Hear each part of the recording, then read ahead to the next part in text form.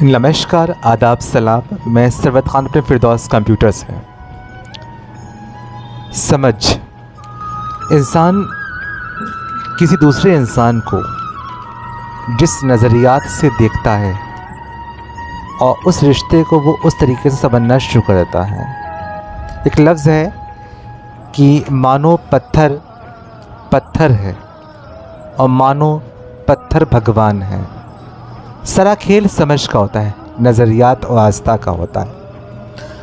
आज हमारे बीच में नफीस फ़ातिमा समझ का फेर, इसके बारे में बड़ी इंटरेस्टिंग ढंग से कुछ बोलना चाहती हैं। सुनते हैं उनकी ज़बानी। अस्सलाम वालेकुम।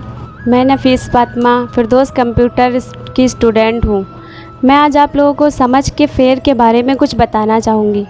मैं आपको आज कुछ समझ के फेर के बारे में बताना चाहूँगी, पर ये स्टोरी बताने से पहले मैं आज आपको कुछ दो लाइनें और बताना चाहूँगी कि ज़िंदगी में दुखी और परेशान वही लोग रहते हैं जो सिर्फ़ अपने अपने अधिकारों को याद रखते हैं और फ़र्ज़ भूल जाते हैं। सबका मन करता है कि वो जो चाहे वो मिल जाए, लगता है कि जीवन कितना सुंदर हो जाएगा, बस इच्छाएं पूरी होती रहें।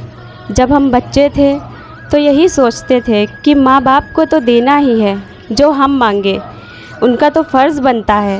हम सब मांगते हैं अपना अधिकार समझकर, अगर ना मिले तो क्या वाक्य होता है हमारे पास कि माँ बाप ने हमारे लिए किया ही क्या है, और ईश्वर के लिए क्या वाक्य होता है कि मेरी ही किस्मत इतनी फूटी हुई देनी थी। तो दोस्तों, हमें अपने जीवन में अगर अधिकार चाहिए तो अपने कर्तव्य को पूरा करना बहुत ज़रूरी है। तो आइए चलते हैं इसी के साथ। एक छोटी सी स्टोरी है समझ का फेर। एक मैं हूँ जो समझ नहीं सकी खुद को आज तक, और एक ये दुनिया वाले हैं जो ना जाने मुझे क्या क्या समझ लेते हैं। तो स्टोरी शुरू करते हैं। कई बार फेर समझ का होता है। एक बार एक टीचर अपने बच्चे से कहती है, बच्चों मैं तुम्हें एक कहानी सुनाऊंगी, ध्यान से सुनना, और बीच में एक प्रश्न भी आएगा जिसका उत्तर आपको देना है। टीचर ने कहानी शुरू की। एक समय एक छोटा सा जहाज़ एक बड़े समंदर में फंस गया। उस पर केवल एक पति पत्नी ही सफ़र कर रहे थे और उस जहाज़ में केवल एक ही लाइफ बोट थी जिस पर कोई एक व्यक्ति ही जा सकता था।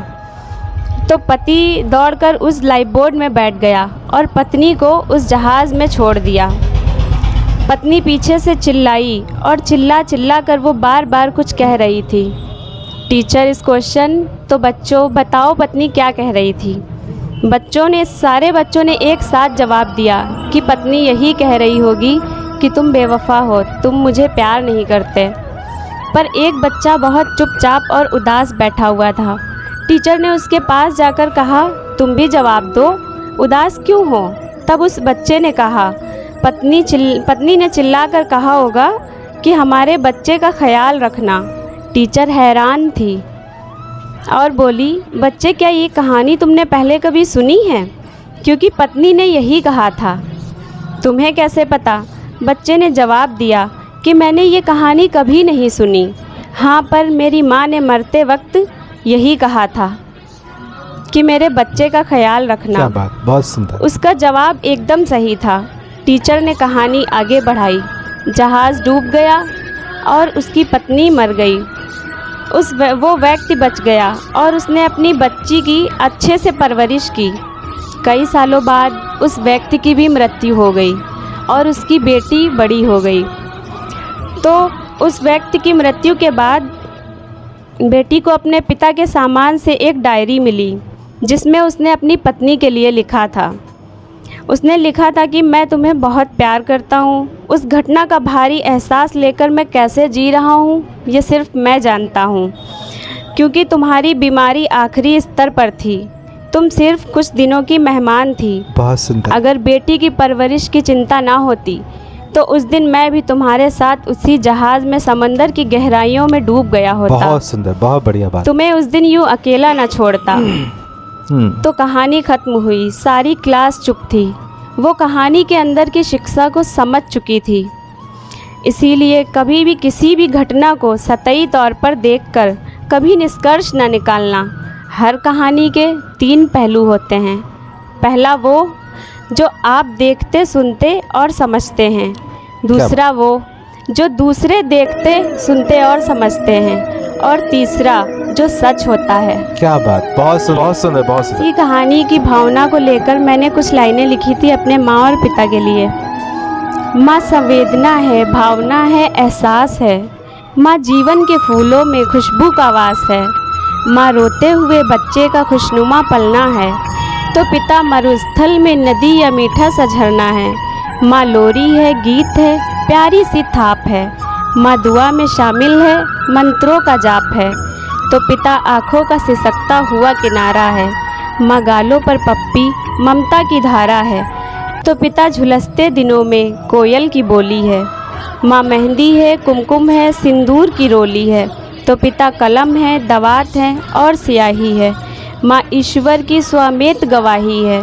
माँ त्याग है, तपस्या है, सेवा है। तो पिता फूंक से ठंडा किया हुआ कलेवा है। माँ चूड़ी वाले हाथों के मजबूत कंधे का नाम है। तो पिता काशी है, काबा है और चारों धाम है।